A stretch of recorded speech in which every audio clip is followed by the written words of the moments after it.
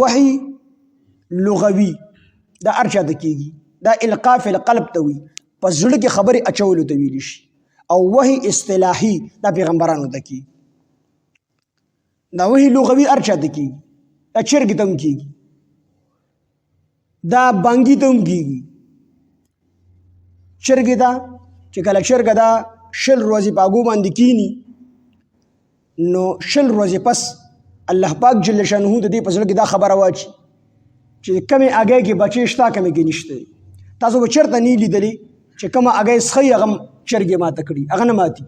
چې کومه هګۍ کې بچي هغه هګۍ ماتي. او بیا د دې بچي سر کم طرف ته دی، مهوکه طرف ولا ماتي، شا طرف ولا هم نه ماتي. نو دا د دې چرګې په زړه کې الله دا خبره واچوي.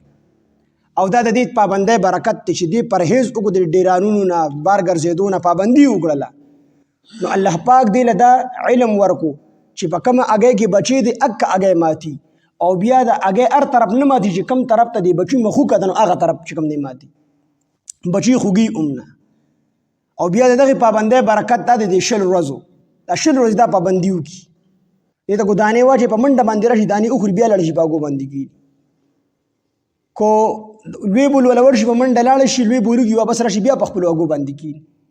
نو دا پابندي وکړي، نو الله ولا دا علم ورکړي، او الله ولا بهادري هم ورکړي. د کومې چرګې سره چې بچي ني، نو دا د سپینو هم یریږي، د پیشو نه هم یریږي. او د کومې چرګې سره چې بچي دا په سپي باندې هم نیغه ورځي او په پیشو باندې هم نیغه ورځي. دا بهادري ولا الله ورکړي. او دغه رنګې الله ولا سخاوت هم ورکړي. سخاوت چې کوم ځای کې دانې عمومي بچو ته آواز وکړي راشئ وخورئ، نو په خپله نه خوري او بچو باندې وخوري. نو دا ټول څیزونه الله پاک جل شانه مشري ولهم الله ورکړي، د لوی فوج مشر شي. نو که داسې پابندي انسان وکړي، نو انسان هم الله پاک جل شانه دا صفتونه انسان ته ورکړي. دا د حواري جمع ده. خور سپینوالی ته ویلی شي.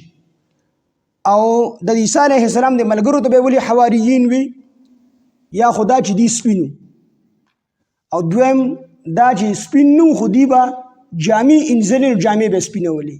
او دریم تفسیر دا دی چې د دې زړونه سپینو، چې کومه خبره به په زړه کې وه، هغه په خوله باندې وه. نو د دې وجې نه ورته حواریین وي. نو حواري دا خوږ او صحیح ملګري ته ویلی شي. صحیح ملګري ته، کلک ملګري ته حواري ویلی شي. الله وی چې ما ستا ملګرو ته وحي وکړله چې په ما باندې ایمان راوړی، زما په پیغمبر عیسی علیه السلام باندې ایمان راوړی. عیسی علیه السلام د ملګرو سوال وکړو چې عیسی علیه السلام ستا الله د اسمان نه تیار دسترخوان راکوزولی شي؟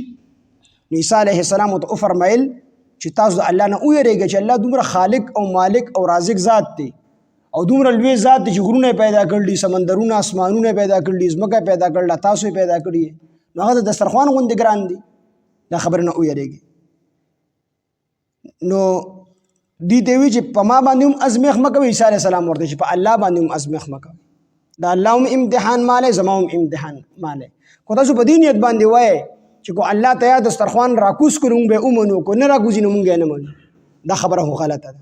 تاسو الله ازمایئ، ما ازمایئ.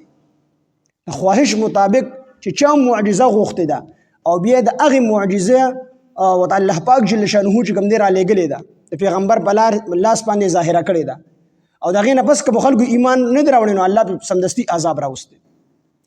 نو د دې وجې نه د عیسی علیه السلام وفرمیل چې اتقوا الله، د الله نه ویریږئ ان کنتم مؤمنین، کو چېرې تاسو مؤمنان یو داسې قسمه معجزې مه طلب کوئ.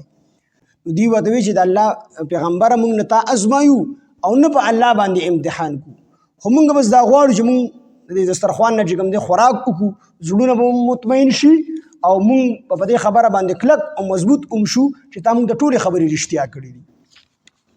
نو الله پاک جل شانه دا دسترخوان بعضې مفسرین وایي چې دا نازل شوی دی، نه دی نازل شوی. او جمهور مفسرین وایي چې الله پاک دغه دسترخوان نازل کړی دی.